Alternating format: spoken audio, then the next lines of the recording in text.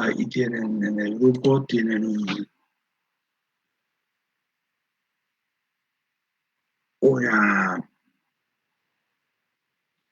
link, no hace falta que bajen nada ahora, yo les comparto, después con tiempo bájenlo. El documento es el que vamos a ver, el código después lo vamos a ir actualizando y vamos a ir sumándole varias cosas más, pero para que tengan presente. Me dice que no, que tengo que aprobar a todos uno por uno, así que después, igual ahora no necesitas tener nada de eso. Bueno, les comparto la pantalla. ¿Alguien le puede pasar por acá el... Ahí está, Ulises. A mí me llamaba que cada uno si lo quería mandar, no lo quería mandar. Bueno, ahí está, ya está. Bueno, tengo acá, voy a compartir la pantalla.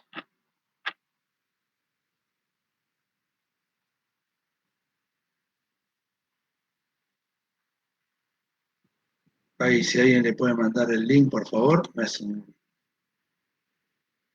favor.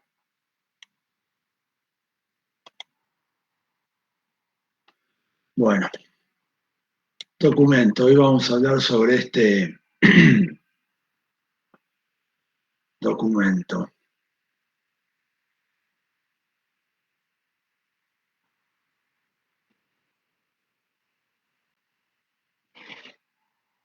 Esto es un poco de historia que tenemos que estar, si vemos una materia de base de datos, tenemos que al menos entender un poco cómo evolucionó en los últimos tiempos las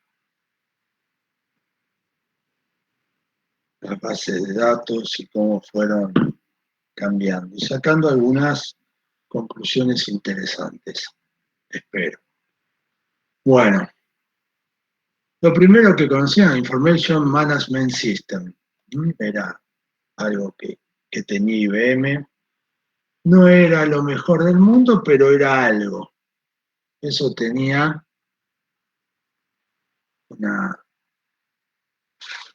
muchas veces es lo que se tiene. Un poco de la historia de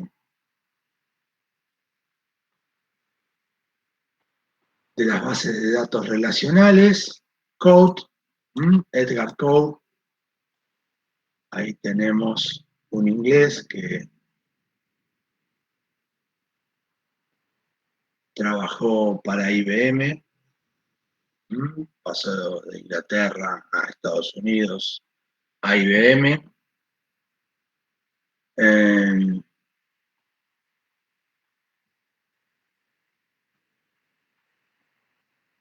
Nada, un poco de historia. Pero Code debería ser considerado el padre de las bases de datos relacionales como las conocemos hoy. Bueno, el que inició todo fue él. En el laboratorio de San José, de IBM, investigando, ahí empezó a ver algunas cuestiones interesantes. Pero lo más llamativo, lo importante, el concepto importante que ustedes deben tener es ese. Esto que parece tan natural en el día de hoy, que es tan simple de observar, ¿cómo es? No lo es. Entender que hay que separar lógicamente el almacenamiento de la estructura de acceso, hoy es natural y todos decimos sí, que es lo obvio, en esa época no era tan obvio. Entonces tenemos que tomar nota de eso. ¿Por qué tenemos que tomar nota de eso? No simplemente para esto y conocer un poco de historia, pero en la historia de otras áreas de la informática se puede extrapolar conocimiento para los tiempos actuales y para formar nuestra carrera profesional. ¿En qué sentido estamos hablando esto? Bueno, algo tan simple como el hecho de poder decir que muchas veces las cosas que hoy vemos y que nos parecen eh, innovaciones hasta un tanto alocadas, pueden ser que con el tiempo se conviertan en estándares y que la industria no los discuta. Eh, el subtitulado de esto: uno debe estar siempre abierto en esta carrera a evaluar con ojos benévolos las nuevas tecnologías. Muchas veces se contraponen contra el status quo actual, pero con el tiempo son buenas ideas y terminan eh, posicionándose como el nuevo status quo. Pero también tenemos que entender que en una industria donde constantemente están apareciendo nuevas tecnologías, nuevos proyectos, nuevos procesos, hay también la inmensa mayoría va a quedar en el olvido. O lo más común que pasa en la industria del software es no queda en el olvido, sino que queda ahí un remanente latente que siempre se usa, pero nunca termina de despegar. Un ejemplo de los últimos 20 años fue el lenguaje de programación Erlang. Hacia principios del 2000, el Erlang se volvió un lenguaje de programación eh, que tenía bastante fama. La principal característica que tenía Erlang era el hecho de que uno podía hacer una aplicación distribuida y o concurrente, pero principalmente distribuida. Para ser más estricto, estamos en la universidad, para ser estrictos es distribuida porque el lenguaje de programación había sido pensado de esa manera. Otra ventaja era que no tenías que tener un equipo dedicado, solamente un nodo que tenga Erlang en cualquier equipo y uno hacía una aplicación distribuida. Y el mismo Erlang tenía toda la funcionalidad para conectarse entre los nodos, para enviar, traer información, para procesar distribuidamente, para recuperar, lo que conocemos como el MapReduce. Era nativo. Fue un hallazgo, ¿no? En un primer momento uno creía que esto iba a ser el nuevo lenguaje de programación por las redes de computadoras, internet. O sea, no nos importaba sobre qué red estábamos trabajando, intranet, internet, lo que sea, el modelo funcionaba. Pero, siempre hay un pero, nunca terminó de despegar. La tecnología era muy buena, la idea era muy buena, y con el tiempo se fue apagando. Es más, durante un tiempo también participé de la comunidad de Erlang de Buenos Aires y era muy activa, había reuniones, a lo sumo cada 20 días se juntaban con un meetup y ya estaban en algún lugar, en alguna empresa pyme, y crecía y desapareció. Con el tiempo solo quedó para eh, los juegos online, pero no el gaming, ¿no? Sino el casino online, Y después con el tiempo hasta ahí también fue extinguiéndose. Hoy existe y hay algunas cosas que se hacen con Erlang, sí, pero quedó relegado y era una muy buena idea. ¿Por qué les cuento toda esta historia? Esta historia es el primer punto que deben tomar nota. Profe, yo Sí, había escuchado que el lenguaje Erlang se había usado para programar WhatsApp, me parece. sí, Que con un framework, creo que el IFEL, algo así, ¿no? exactamente, exactamente.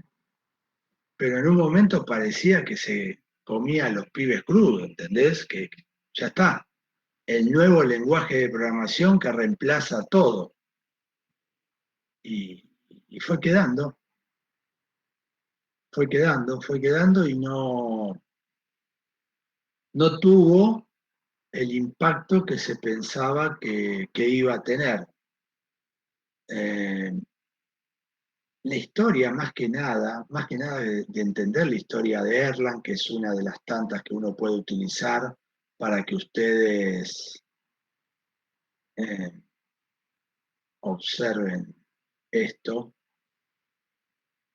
La historia que les quiero contar en ese punto es, ustedes hoy por hoy están en la universidad, están tienen varios grados de libertad, se llaman. Están estudiando, pero son jóvenes, sus responsabilidades están limitadas en términos generales, estoy hablando de los promedios de las clases, tienen responsabilidades limitadas, tienen tiempo que se dedican al estudio, pero cuando vayan creciendo esto, eh, no va a ser así, va a mutar a no tener tiempo necesariamente, no tener ganas tampoco, uno va creciendo y va perdiendo el impulso que tenía cuando era joven, muchas veces prefiere quedarse sentado en un sillón sin hacer nada, y antes no era eso, pero sí pasa, es la vida misma, como se dice habitualmente. Eh, Tengan cuidado, porque una de las habilidades que ustedes van a tener que desarrollar para poder mantenerse en esta profesión es el hecho de que van a tener que discernir, y ustedes solos, porque un día ya no van a estar en la facultad y no le vamos a decir hay que estudiar esta materia o esta otra materia, lo van a tener que decidir ustedes solos, qué tienen en qué tienen que dedicar tiempo. Y lo más importante es el poco tiempo que tienen que dedicar, porque no tienen mucho tiempo, simplemente tienen poco tiempo. Y eso es lo que los eh, va a hacer la diferencia a lo largo de toda su carrera. Entonces, recuerden siempre esto, deben aprender a desarrollar un método propio, cada uno tendrá su método, para poder dedicarle el poco tiempo que van a tener, porque va a ser muy poco, a actualizarse y a entender la, la nueva tecnología. Podrá ser cualquier el método que ustedes elijan, pero lo único que sí que va a ser constante a través de todos los métodos que ustedes puedan implementar es la constancia. ¿Mm? La constancia, es decir, la disciplina que ustedes tengan para adquirir nuevos conocimientos, es lo que va a hacer la diferencia. Así que, bueno, nada, terminó el sermón, pero tengan presente eso. Bueno, ahí está un poco de los datos persistentes, 1970. Sacó un paper donde definió todo su modelo, ahí está. Eh, Nada muy como suelen suceder estas cosas. Muchas veces estos grandes cambios salen en paper donde se comenta algo así sin mucha profundidad y no tiene grandes repercusiones, pero con el tiempo se explota y genera una gran revolución. Algo también muy importante en esto es el concepto de la relación n-área. Ese es el concepto central de este paper, donde eh, los elementos pasan a ser las filas de una tabla, ¿no? Esto es las relaciones que tienen los documentos. Bueno, acá un poco de historia más para que vean cómo fue. Eh, Dos puntos importantes: 1981, IBM, bárbaro, y sacó en 1983 el SQL, implementó con todas las reglas, con todo, en 1983.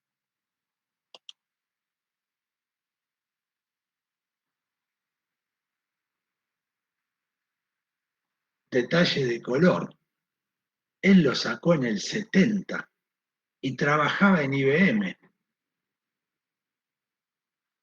Y recién IBM le prestó atención para el 80 y sacó algo en el 83. En el fondo, 13 años después. 13 años después. Es muy interesante eso, ¿eh? Es muy, muy interesante. Porque vean cómo empresas, y eso es otro punto que deben entender, cómo empresas que le dedican recursos a la investigación, grandes cantidades de dinero a la investigación, en realidad lo hacen sin el verdadero consentimiento, o la verdadera, más que consentimiento, con la compenetración que deberían tener. Entonces, los laboratorios de I+D de las empresas, en términos generales, se quedan o terminan siendo entes autárticos al cual se les da dinero, van investigando y solo se lo consulta cuando hay una emergencia en la industria principal en la que participa esa empresa. Termina siendo siempre así. Para este punto, IBM, para el 81, estaba en problemas. Había competencia que le había surgido a IBM que antes no tenía, eran únicos, y de repente le surgieron un montón de empresas que le hacían competencia. Entonces recién ahí fueron, a ver qué tenés. Eso es otro punto que tienen que entender de las áreas de I+D de las empresas. Y por último, estas 12 reglas, de 0 al 12, que tuvo que publicar Code, porque muchas empresas trabajaban con sistemas de almacenamiento de datos que no eran tablas relacionales con n-tuplas, pero que lo vendían como eso.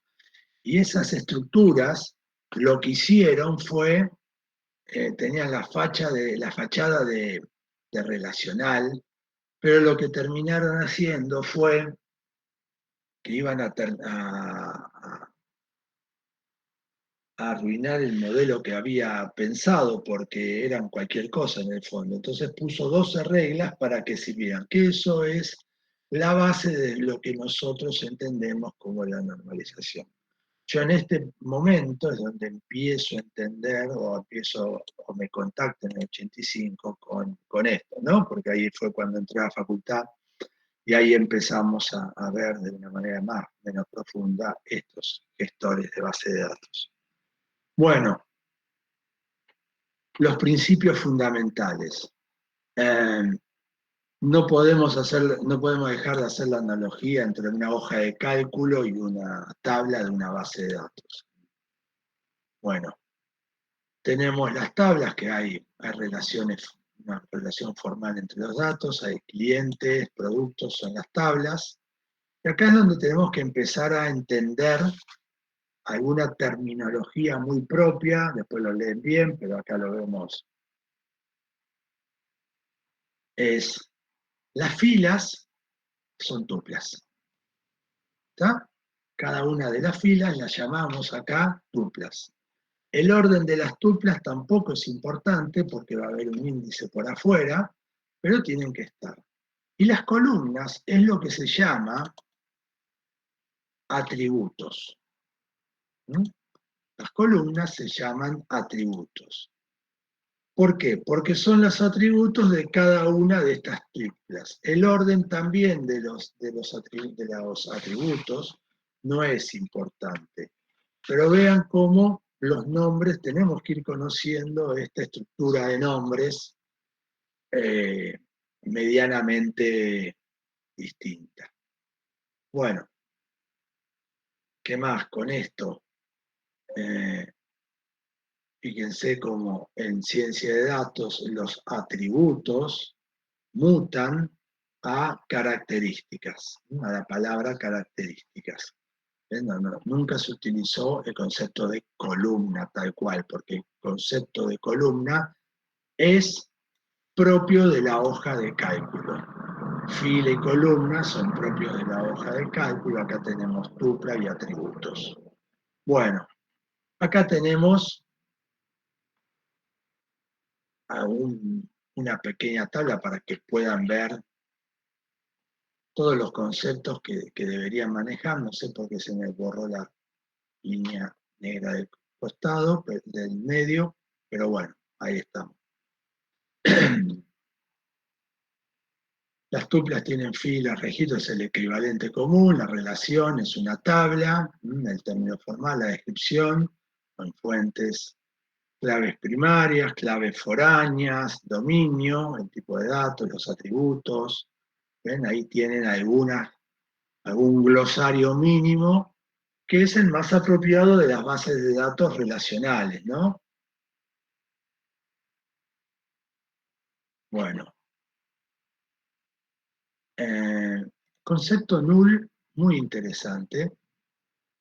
Ambigüedad lógica, que ilustra la necesidad de adaptar el modelo matemático.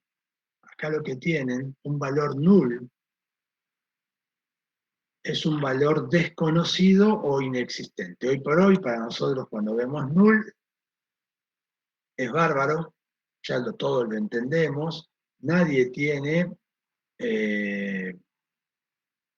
problema de entender el concepto de null, pero esto era innovador en ese momento y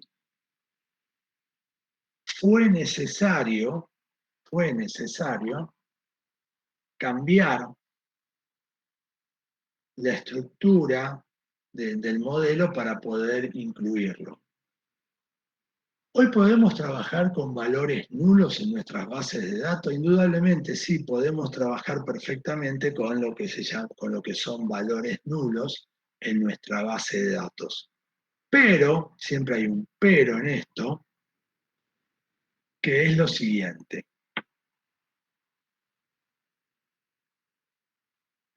Todas las bases de datos relacionales y en términos generales, todos los tipos de base de datos manejan el dato nulo, que es el dato desconocido, el dato que no sabemos. Ahora, yo cuando grabo un dato y hay un dato que no va, lo toma como nulo. Perfecto. Se acabaron los problemas. Bueno, a medias. A medias. ¿Por qué se acabaron los problemas a medias? Porque salí del, salí de la cuestión rápida de que no me da ningún error cuando voy a grabar el dato, porque me lo soporta el motor de base de datos, pero eso me va a generar una bola de nieve hacia adelante. ¿Por qué me genera una bola de nieve hacia adelante? Bueno, porque en primer lugar, cuando yo tenga que mostrar a través de una aplicación esos datos, le voy a tener que agregar más validaciones. ¿Qué son más validaciones? Bueno, le voy a tener que poner una línea de código para decir, bueno, si vos tenés un dato nulo, mostralo como blanco, ponele cero o hacer lo que se te antoje, pero lo vas a tener que poner. Ese es cuando empieza la bola de nieve a generarse, ¿no? Al poner un dato sin una validación real, lo que me pasa es que el día de mañana, cuando yo quiero hacer un modelo de ciencia de datos,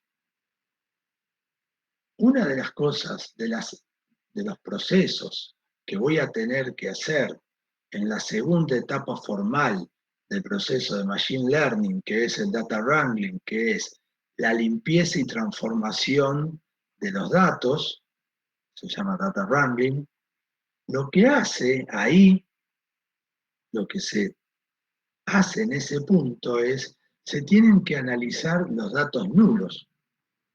Y los datos nulos, en general, o se deben sacar o se deben transformar a algo para que puedan ser evaluados por un modelo de Machine Learning o cualquier otra técnica de inteligencia artificial que quieran utilizar.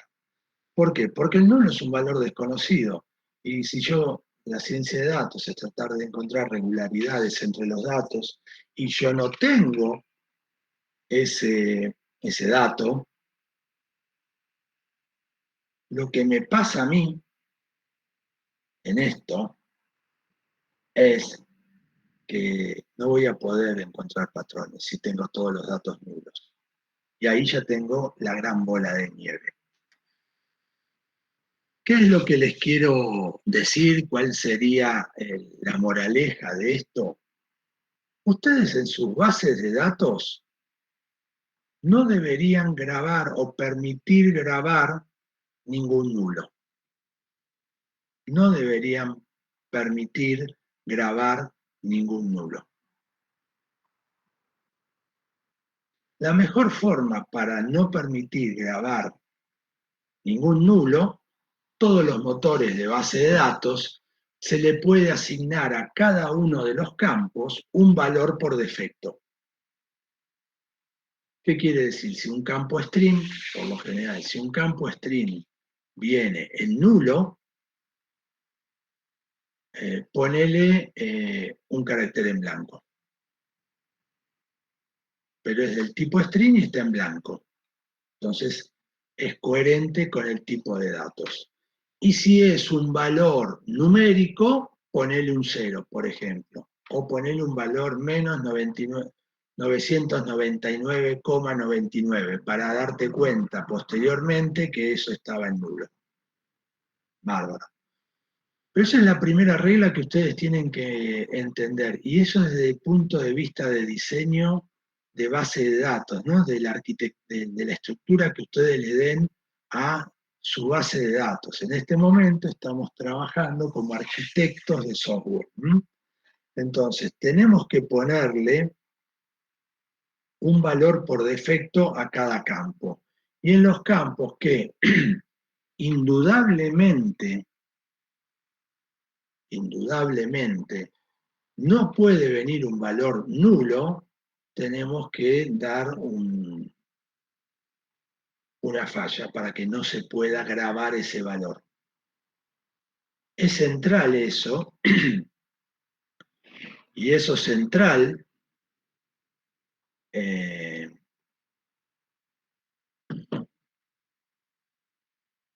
lo que hace es que ustedes no sea tan rápido el ahora, porque le van a tener que dedicar más esfuerzo al diseño de la base de datos, pero eso les va a servir muchísimo en el día de mañana, porque van a tener una mejor calidad de los datos. Y ahora viene una recomendación que los libros no lo dicen, pero ¿por qué lo decimos acá si los libros no lo dicen? Bueno, porque esto sale de la experiencia y de trabajar con bases de datos durante años y años y años. Y es lo siguiente. En términos generales, la bibliografía les puede llegar a mencionar, y en muchos libros los dice, por cierto, que ustedes tienen que ponerle valores por defecto para no tener nulo. Pero lo que no les dice la bibliografía es que ustedes, en esos campos en cualquier campo que les llegue un null, ustedes, además de poner el valor por defecto, en las bases de datos hay un concepto que se llama trigger, que es gatillo, simplemente. Un gatillo en una base de datos relacional, en cualquier tipo de base de datos, pero estamos enfocados en las bases de datos relacionales, lo que hace es, ante una condición dada, yo puedo ejecutar una acción.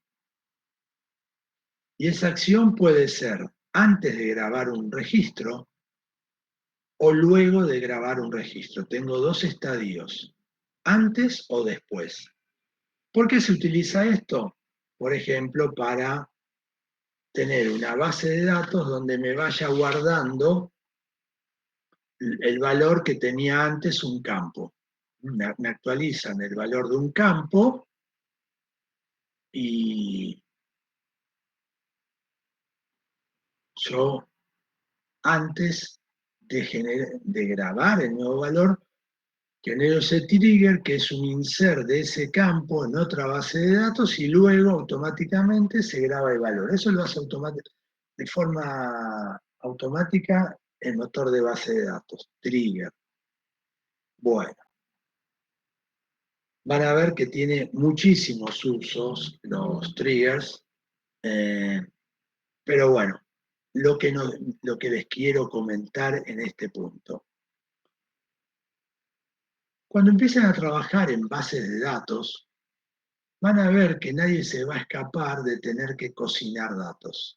¿A qué se llama cocinar datos? Bueno, cocinar datos es, hubo un cambio de reglamentación, hubo un error en la aplicación que se estaba grabando los datos, cualquier cosa que puede hacer que impacte en tener que hacer una modificación masiva en la base de datos. Es muy común, ustedes piensan, no, eso no pasa. Yo he tenido trabajos que mi única tarea era cocinar datos, parecía un chef de 3 estrellas Michelin, de tantos datos que tenía que cocinar a diario. Entonces, el punto que ustedes tienen que entender es el siguiente. No deben dejar pasar la alerta de que se está grabando un dato nulo. Ustedes en- le tienen que enviar la alerta al administrador de la aplicación, al administrador de la base de datos, a quien sea, de que se están grabando datos nulos en determinados lugares que no deberían estar llegando esos datos nulos. ¿Por qué? ¿Por qué sucede esto? Las aplicaciones, cuando ustedes desarrollan una aplicación, no es, en términos generales es un conjunto de AVM donde se hacen modificaciones, altas, bajas, pero son de registros puntuales y en términos generales no de forma masiva. O cuando se hacen cargas de datos masivos, no se está haciendo, no se está haciendo cambios significativos en esos datos. Ahí está. No se están haciendo esos cambios no están preparados para las cocinadas. Cocinar los datos es, te pueden decir, che, grabamos mal esto, tenés que cambiar este campo solo y no tocar lo otro. Bueno, son casos muy puntuales que se dan. Pero ¿qué pasa cuando uno hace una cocinada de datos y no tiene experiencia en cocinar datos?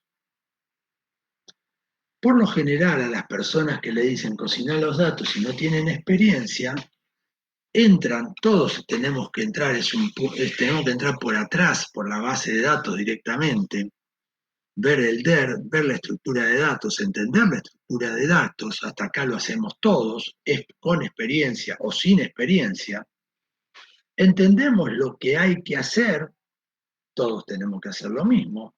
El tercer paso lo empiezan a hacer los que no tienen experiencia. ¿Mm? Hacen un programa que de forma masiva, conectándose al API de la base de datos, modifica los datos que tenemos que modificar por el error que se produjo. Bien, fíjense que en el último paso dije los que no tienen experiencia. Los que tienen experiencia saben que los datos son grabados por aplicaciones. Y cada dato que nosotros vamos a impactar en la base de datos debió haber pasado, indudablemente, a través de un conjunto de validaciones en los datos, en las aplicaciones, que fueron los orígenes donde se generó el dato, donde se cargó el dato, para terminar ser grabado en la base de datos. ¿Entendemos ese concepto? Es ¿Entienden ese como que concepto? pasa por filtros Claro, vos antes. cuando, exacto, Luciano, vos cuando haces una aplicación, viste que nunca, viste cuando vos haces una aplicación y el frontend te dice, este campo tiene que ser numérico, o este campo tiene que ser texto, o este campo tiene que ser lo que tenga que ser. Claro, sí, sí. Claro, vos cuando le estás pegando directamente a la base de datos, no lo estás haciendo, no estás haciendo esa validación. Y ahí es donde se generan los grandes errores. ¿Por qué? Porque vos, en función de modificar solamente lo que vos necesitabas modificar, te olvidaste todas las validaciones. Entonces, capaz un campo que en la interfaz de usuario tenía el proceso de validación, exactamente, Franco, vos lo que vas a hacer es, tenés que ir a ver las aplicaciones que insertan los datos o que trabajan los datos o que manipulan los datos. Pónganle el nombre que ustedes quieran. Pero lo que tienen que hacer es tomar ese dato, tomarlo,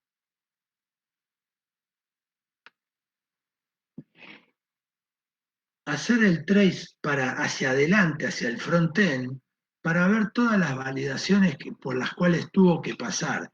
Y eventualmente van a ver que hay algunos datos que tienen que ser tomados de otras tablas, algunos datos que no pueden ser nulos y tienen que ser valores puntuales, en rangos puntuales. Todas esas validaciones es lo que se de, eh, terminan de olvidar cuando se hacen las modificaciones, las cocinadas de datos.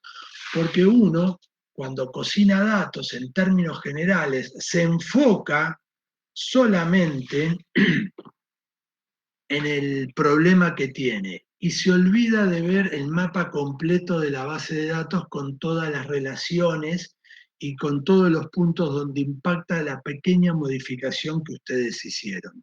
Es un error común cuando se cocinan los datos. Entonces ustedes tienen que generar todas esas relaciones, entenderlo y después hacen el programa que genera la modificación masiva de los datos.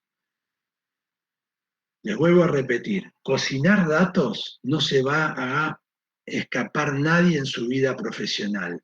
Van a decir, no, no, pero en un momento de su vida, tarde o temprano, van a decir, uy, tenemos este problema, tenemos que solucionarlo de alguna forma. No hay manera, no hay absolutamente ninguna manera de que se escapen de eso. Es muy, muy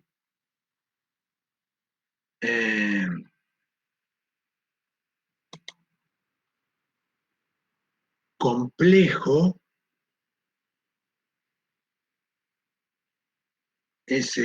todo ese concepto de modificar datos, se necesita experiencia, así que la van a ir adquiriendo, pero recuerden siempre que tienen que ver el mapa completo, no se pueden quedar con la modificación puntual que le están diciendo, tiene que ver cómo afecta todo y la mejor manera es ir a ver esos datos que tienen que modificar, irlos a buscar en el sistema que los origina y ver todos los filtros que le pusieron hasta el momento antes de grabar. Entonces ahí tienen para que ustedes, a sabiendo, sí, Cristian, adelante. ¿Qué tal? Buen día. Hola. Pero tengo entendido que la base de datos también tienen validadores, ¿no? Exacto, por eso O sea, se lo deben que encargar vos, de eso. exactamente, vos como cuando hagas la arquitectura, yo te cuento toda la historia, pero como dijo el filósofo contemporáneo, el Diego, los boludos son como las hormigas, están en todos lados. Entonces, tenés que agarrar y vos desde el punto de vista arquitectónico, como arquitecto de la base de datos, debés forzar en la base de datos todas esas validaciones. Que cada campo sea del tipo que tiene que ser, en el rango que tiene que ser. Y por otro lado, cuando viene un dato null, que vos ya lo vas a parar porque le pusiste la validación, pero no te vas a enterar, porque la misma base de datos te lo frena, pero que cuando con un trigger te mande el aviso. ¿Por qué? Porque si ese aviso son uno o dos mensajes eventuales, uno puede ir a ver y modifica la aplicación y siempre tiene los datos correctos. Pero cuando te mandan una cocinada de datos, te van a llegar miles de notificaciones y vas a saber que alguien está cocinando datos, te vas a poner en alerta y vas a ver quién es lo que está haciendo y quién lo está haciendo mal. Ese es el concepto por lo cual te comento esto y el uso de los triggers, pero sí lo tenés que hacer a nivel de arquitectura de base de datos. Entonces, de esto nos tenemos que llevar un nuevo concepto, y esto es para que lo anoten. Papel y lápiz, anótenlo, o si, es más, cincélenlo en el mármol de su memoria. Me voy de la base de datos y ahora voy a ponerme el sombrero de arquitecto de software. Un buen arquitecto de software genera 3 líneas de validación para tener calidad de datos. Y también lo podemos extrapolar a 3 líneas de seguridad de la información. En este punto, la validación del tipo de datos más la ciberseguridad van de la mano. Primer barrera de control en el frontend. En el frontend tengo que agarrar y cada dato que se inserta tiene que pasar en el mismo frontend por todo un conjunto de validaciones. Es un dolor de cabeza, a nadie nos gusta ver más cómo se muestra la pantalla y esto no que JavaScript en términos generales, que viene por atrás, que tenemos que hacer validaciones. Lo siento, el mundo no es ideal. Está lleno de injusticias. Bueno, una de estas injusticias es esa. vamos a tener que hacer un frontend donde la primera barrera de entrada valide todo lo que se entre y todo lo que sale se valide directamente en el frontend del client side, del lado del cliente. Cuando esa información se validó y se transmite al servidor, temo decirlo, que ustedes tienen que volver a validarlo. Todo. Pero ya lo hice en el frontend, no me importa. Porque ahí tenemos a alguien que se pudo meter en el canal de comunicación, ciberseguridad, entramos ahí, nos estamos mezclando, y pudo haber inyectado información. Entonces, cuando llega al punto del servidor, los datos son validados con las mismas reglas por segunda vez. Bien. Pasan, ahora fueron validados, está correcto. Bien, nadie me inyectó nada. Va a la base de datos, asumiendo que se tenían que grabar esos datos. Se vuelve a hacer toda la validación de vuelta. Porque pueden haber entrado en el canal entre el servidor y el servidor de base de datos. Son dos servidores y hay un canal de comunicación. Mientras que hay un canal de comunicación abierto, es un punto de entrada, es un vector de ataque, como se dice habitualmente. Tengo que hacer toda la validación de datos de vuelta. Hasta que el dato no queda almacenado, tengo esos 3 puntos de control, obligatoriamente. No me escapo. Así que ahí ya tienen un primer problema. Si van a ser arquitectos de software, exactamente, Guido, dentro de la base de datos. ¿Te acordás ese trigger que te había dicho? Bien, después vamos a trabajar, vamos a entender otro concepto que se llama procedimientos almacenados, store procedures, de las bases de datos relacionales. Después les vamos a ver, y va a ser una recomendación que vamos a tener, es que no vamos a generar la consulta, el acceso, el insert, lo que sea, desde nuestros programas, sino que van a ser construidos con un lenguaje propio de la base de datos, el que sea, SQL, pero ahí tienen ya dialectos como SQL, PLSQL, que es el SQL de Oracle, Transact SQL, que es el SQL de Microsoft, o SQL común como MariaDB. Pero hay algo, una estructura interna que manejan las bases de datos que se llama Store Procedures, y va a ser la forma apropiada que nosotros como arquitectos de software vamos a acceder a toda la base de datos. Nuestras aplicaciones no van a acceder nunca a través de una consulta directa de SQL desde adentro, incrustada en el código. Lo vamos a hacer a través de Store Procedures. Después, un poco más adelante, vamos a entender esos conceptos. Pero fíjense cómo no solamente en esta materia vamos a ir viendo cuestiones de base de datos, sino entender algunos conceptos básicos de ciberseguridad y de arquitectura de software. Diseñadores, arquitectos, pónganse en el nombre que ustedes quieran, que deben conocer para separar todas las capas, que sean independientes, pero además no que sean solamente independientes, que sean independientes y que sean seguras. Ya está. Recomendación.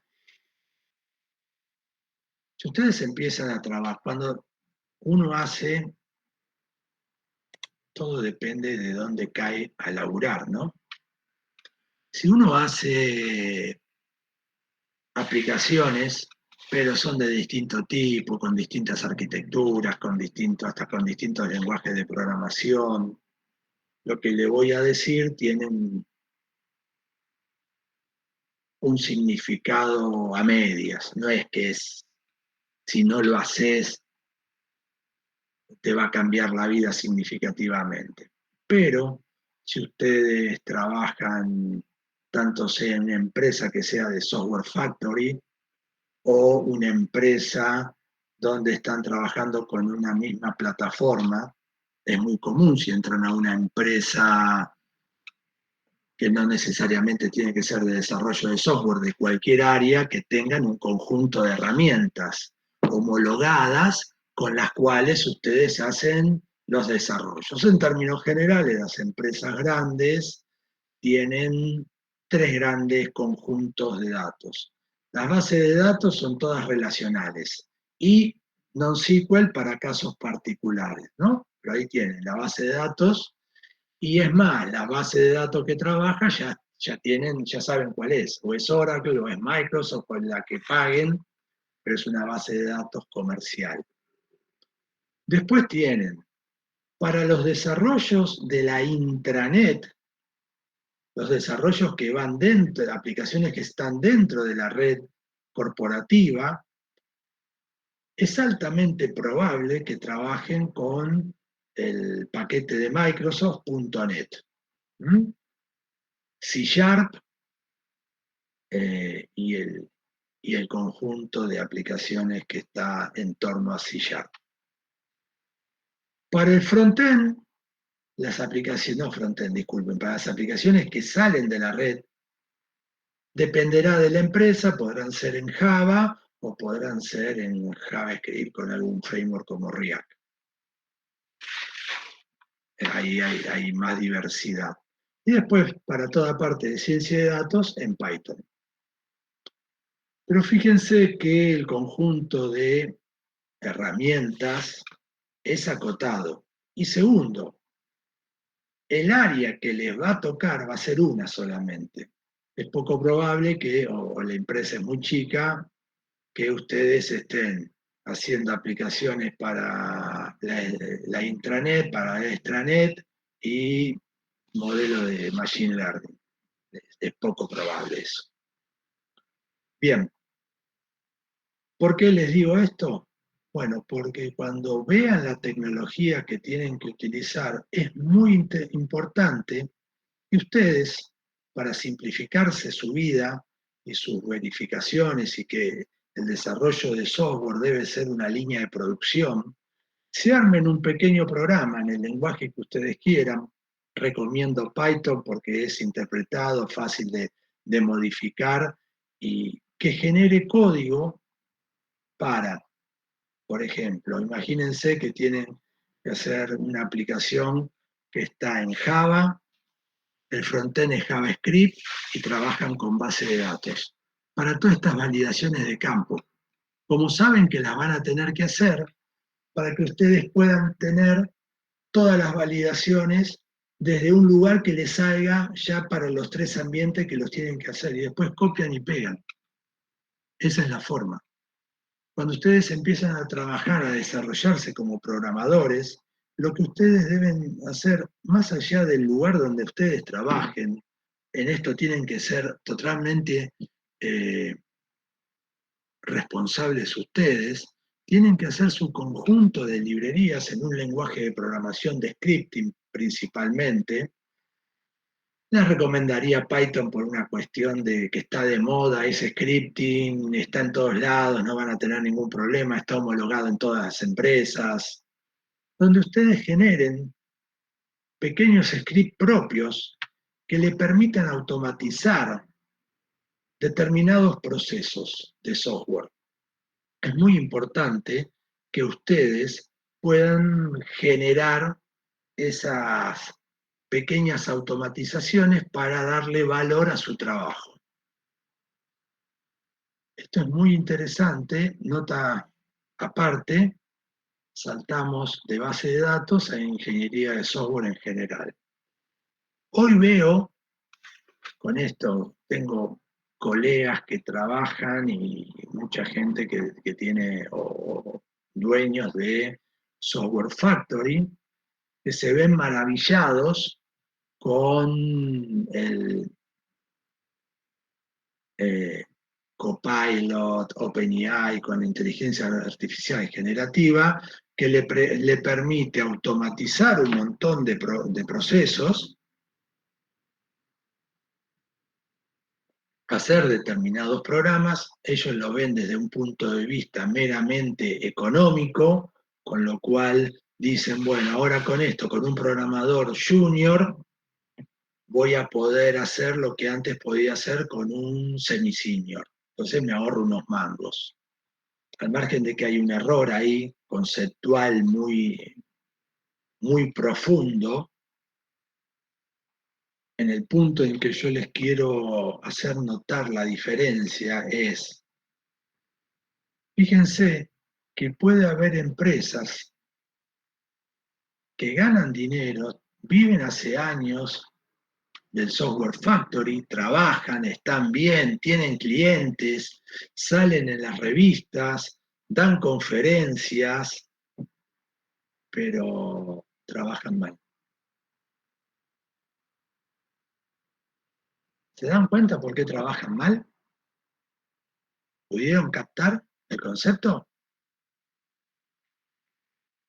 Te escucho opiniones, la que sea, por favor.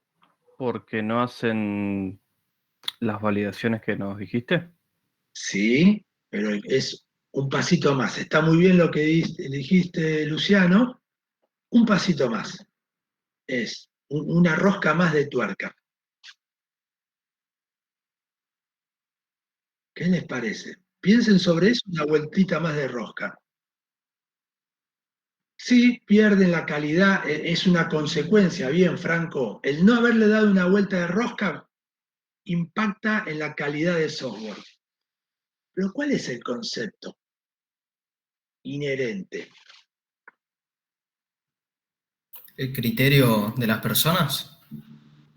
Claro, ahí tenés, muy bien Guido, el criterio de las personas. Vos dejás el libre albedrío de las personas que están desarrollando eso. Entonces, todos los que tenemos acá vemos al mundo desde distintos puntos de vista y en consecuencia vamos a encontrar soluciones distintas para problemas que algunas podrán ser innovadoras, muy buenas, pero seguramente la inmensa mayoría vamos a encontrar soluciones promedio o peores que el promedio.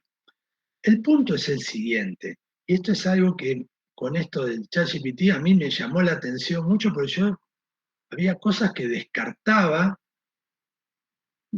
por mi experiencia laboral y que vi que colegas no lo hacían. Digo, pero ¿qué les pasa a estos muchachos? Y ganan dinero, y esto no quiere decir que no ganen dinero, que sean empresas que hasta que cotizan en bolsa y todo esto. Y es lo siguiente, y esto no se tienen que olvidar nunca, chicos. No importa la aplicación que ustedes hagan, no importa, no importa. Pero en términos generales, el 60% del código, del esfuerzo, vamos a ser más abarcativos, del esfuerzo de desarrollo, el 60% del esfuerzo de desarrollo es el mismo.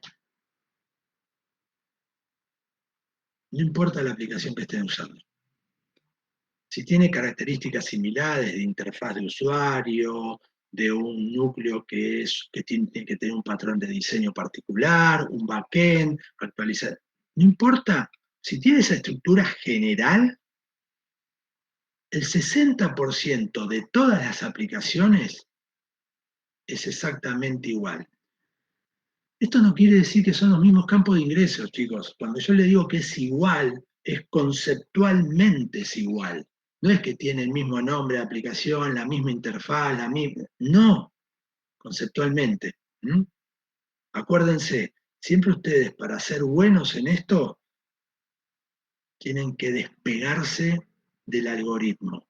Tienen que ver el metaconocimiento, el conocimiento del conocimiento. Lo tienen que ver desde un paso hacia atrás para ver el bosque y no el árbol. En términos generales, los ingenieros de software nos embelezamos, nos enamoramos del árbol y perdemos el bosque.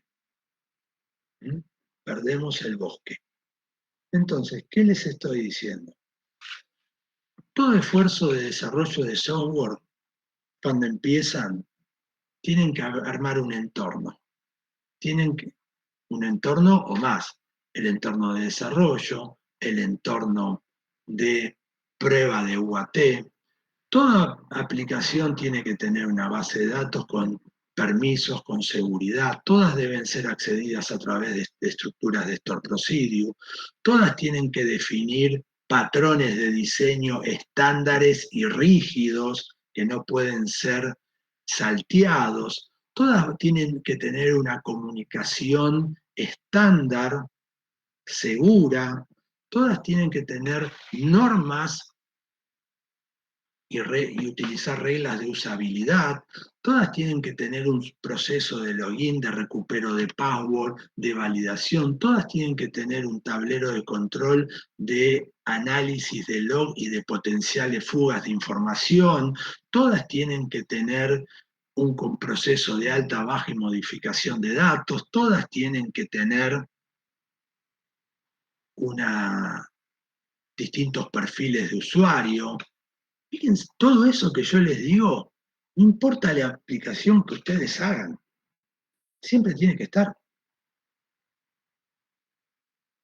Ustedes cuando le dicen, vamos a arrancar a hacer esta aplicación, tienen que ser capaces deberían ser capaces de tener, si se dedican a esto, yo le digo ahora, ustedes configuren un archivo de configuración donde ese script de Python lo lee y le genera toda la estructura automática. Para una empresa que se dedica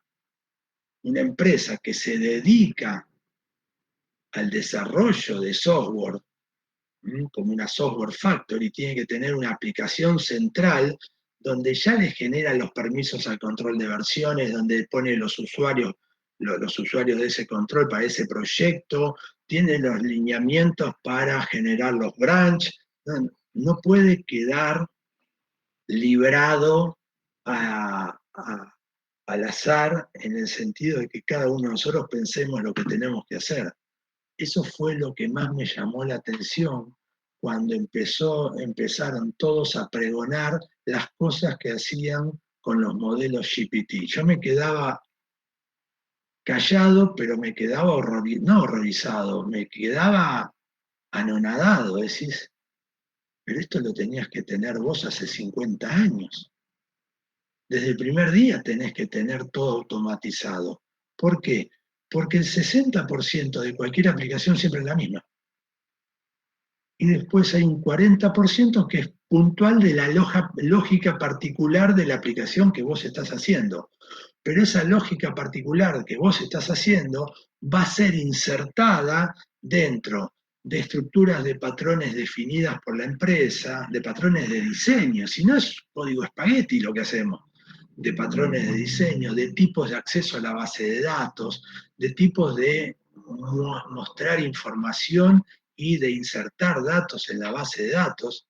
Pero no puede ser que cuando aparezca el modelo generativo digas que bien que estoy trabajando. Porque en una empresa seria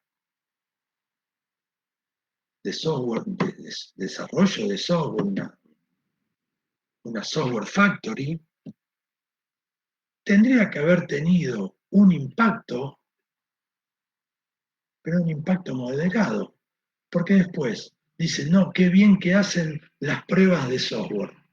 ¿No tenías algo que te leía el código y te generaba el unit test, los test funcionales, los test de estrés? ¿No te hacía la validación de fugas de información? ¿No te validaba cómo estaba documentado el sistema? ¿No lo tenías? Bueno, en ese sentido lo decía Luciano. Esta era una rosca más que había que pegarle, en el sentido de que lo que se llama ingeniería de software en las empresas dista mucho de ser algo que sea ni remotamente parecido a un proceso ingenieril. Entonces, como ustedes son personas muy capaces y entienden que no pueden ir contra la corriente, no van a poder ir contra los usuarios, contra las empresas donde trabajan, ustedes tienen que tener en su GitLab, en su GitHub propio, con usuario y password propia, compartido con nadie y privado, van a tener que ir construyéndose todos estos pequeños scripts, porque son scripts, no es otra cosa, son scripts donde ustedes bajan la información, bajan este script, lo ejecutan y le arma de manera automática cualquier parte de lo que están haciendo. En un primer momento va a ser un sobretrabajo de trabajo que le están pidiendo, porque te van a decir, haceme una VM y vos vas a tener que pensar dos cosas, en cómo hacer el VM, pero cómo hacer la automatización para hacer esa VM.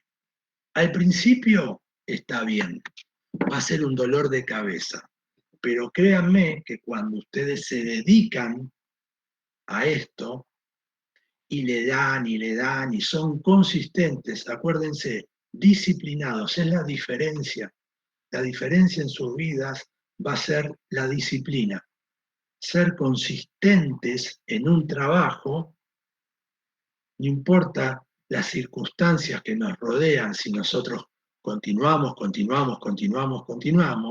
vamos a lograr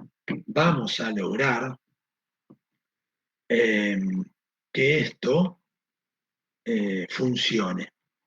Entonces, con el tiempo, se van a encontrar con un paquete de scripts que cuando le pidan algo, van a tener que esperar para no decir que ya lo hicieron. Me ha pasado en mi vida profesional, en una época era responsable de todas las pruebas de estrés y de funcionales de una compañía. Pero yo me había hecho todos los scripts. Cuando me pasaban algo, a los 10 minutos ya lo tenía terminado, porque era ejecutar un conjunto de scripts con unos archivos de configuración que le decía lo que tenía que hacer y a otra cosa. Y tenía que esperar 1 o 2 días para decirle, ya está, porque si no, no iba.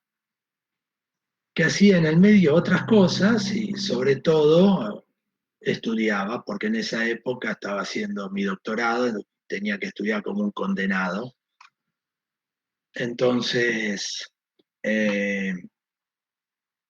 me venía bien porque estaba en la oficina, entregaba todo en tiempo y forma, todos contentos, no había error, no había nada, y podía hacer mi doctorado. Por eso pude hacer el doctorado sin tener que dedicarme a la investigación 100%. Bueno, otra moraleja que les tiene que dar a ustedes, chicos, es lo siguiente, o es la siguiente. Ustedes van a ser buenos programadores, o más que buenos programadores, ustedes se van a considerar programadores seniors, no el día que puedan recitar de memoria todos los comandos que tiene un lenguaje de programación.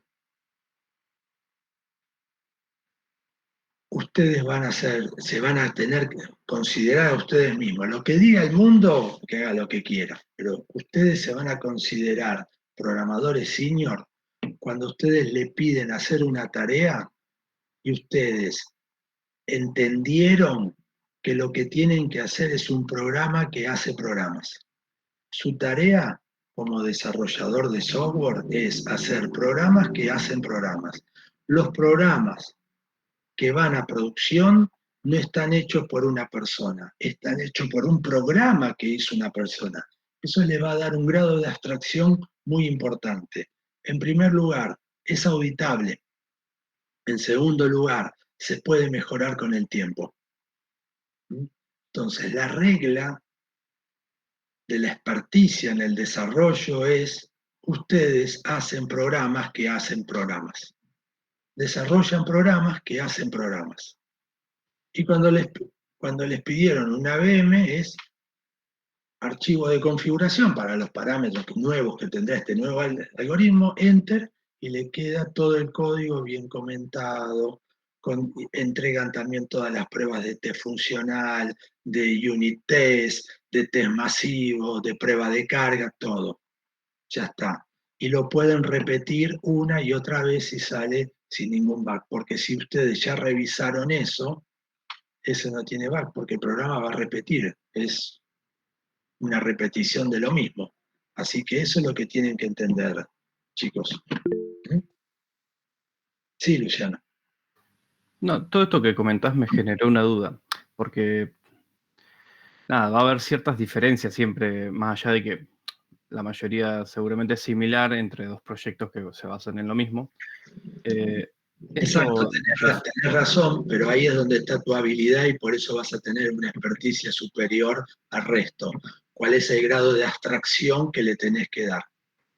claro, y o sea, permite cierta flexibilidad esto que comentás, ¿no? Del script. Claro, por supuesto, mirá, hace muchísimos años, ¿cuándo debería ser esta bosta? Ponele que eran 89, 99.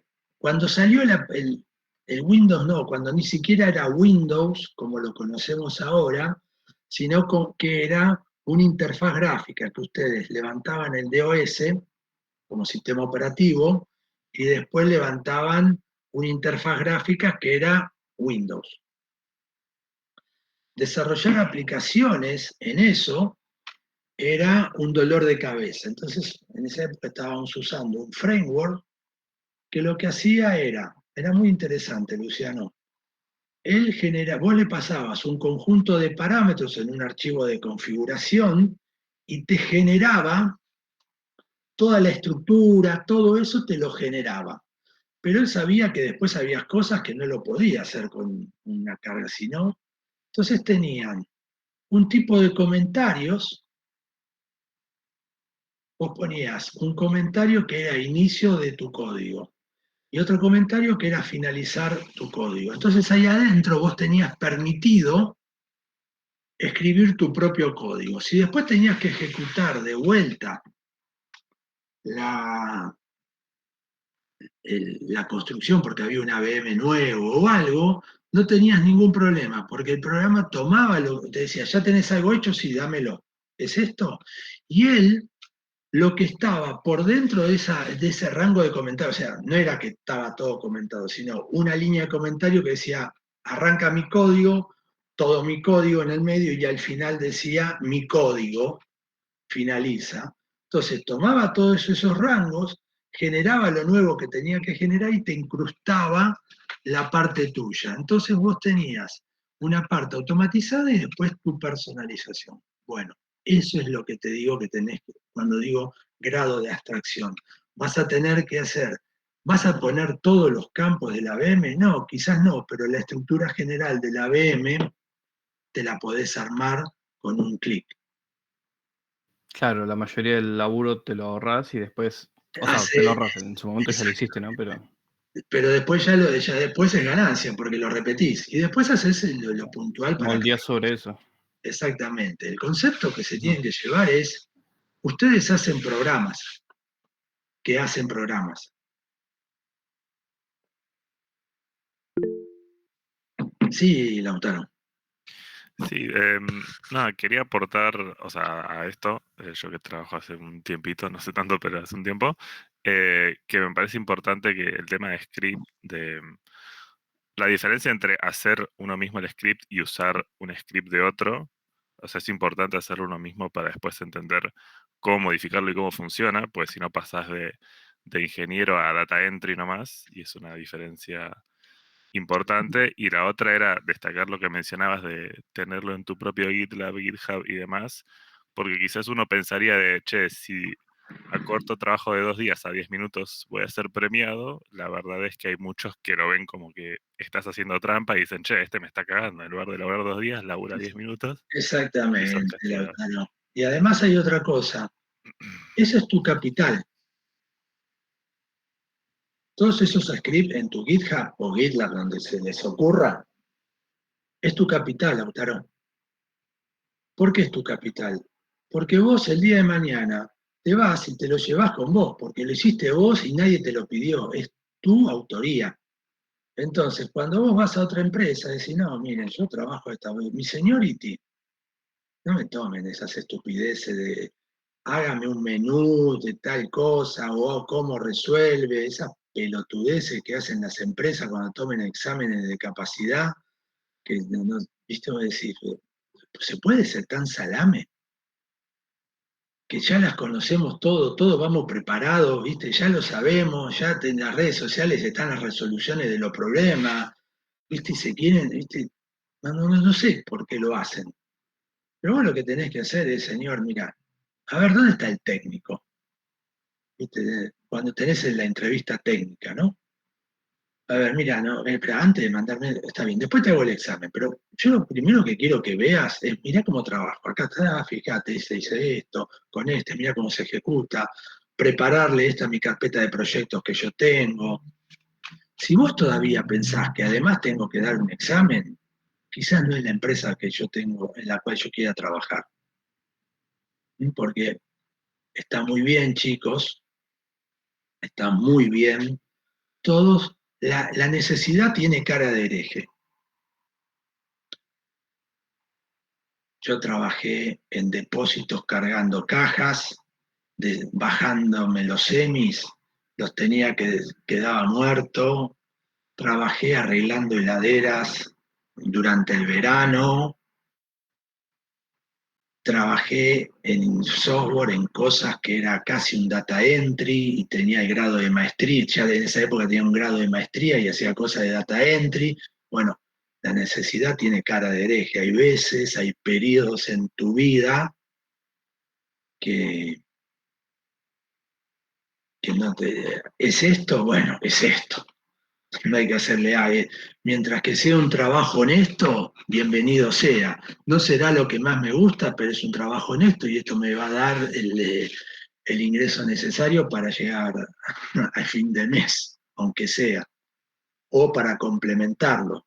Eso, mientras que sea un trabajo honesto, no es vergüenza ejecutarlo. ¿Mm? Pero el punto es que siempre tienen que tener ustedes, y se deben valorar a ustedes mismos, pero no de una forma que se confunda con engreído, no. Ustedes también tienen que evaluar las empresas donde van a trabajar.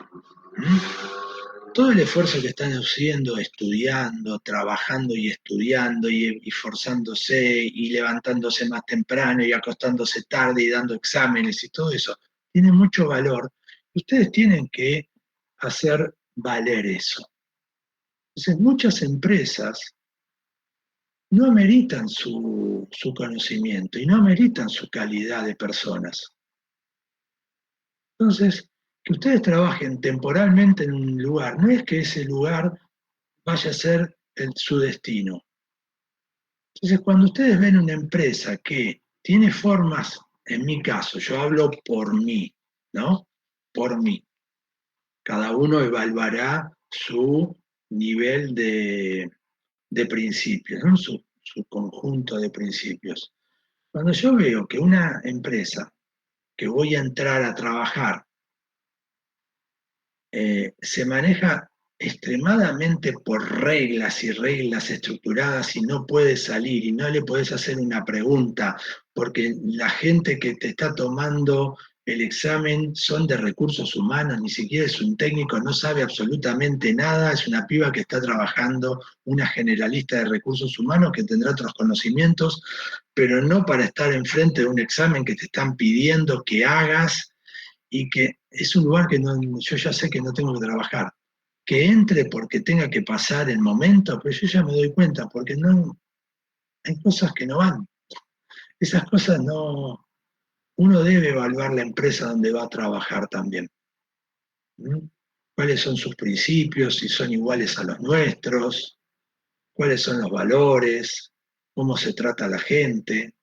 Esto no quiere decir que no entren y no trabajen y trabajen hasta un par de años y unos cuantos años quizás, pero eso es una cuestión de necesidad. Pero ustedes en su mente tienen que saber, esto no es para mí y voy a buscar algo que sea apropiado para mí. El apropiado para mí no quiere decir que es mejor o peor que para otra persona, sino apropiado para cada uno de ustedes. Nunca pierdan eso en cuenta cuando están trabajando, cuando van a buscar laburo, cuando están trabajando, porque muchas veces, y he conocido personas que se han quedado en esos lugares donde claramente no coincidía con sus principios, pero con el tiempo se adormecieron y quedaron. Y terminaron haciendo lo que es la carrera de la rata. Carrera de la rata es correr, correr, correr, correr sin ningún sentido, dentro de un laberinto, que es la empresa. ¿Y por qué lo hacen? Porque cobran un dinero que al principio pudo ser bueno, pero llega un momento en que ya no tienen otra cosa, porque ya todos crecemos, hay mucha más competencia, no somos tan competitivos como cuando teníamos 20 y pico de años, y seguimos. Y ahí vienen las frustraciones. Entonces tengan mucho cuidado con eso, porque es algo que nos pasa a todos. Pero no se deben desmoralizar si están trabajando en un lugar donde ustedes no se sienten cómodos, porque tienen las herramientas necesarias para aspirar a algo mejor y poder saltar a algo mejor. Y nunca tengan miedo del cambio.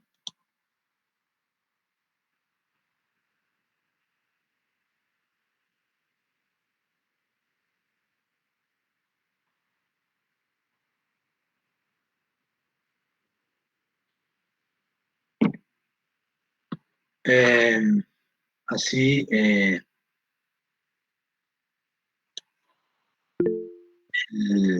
el punto, sí. ¿Alguien levantó la mano o no? Perfecto. Bueno, chicos,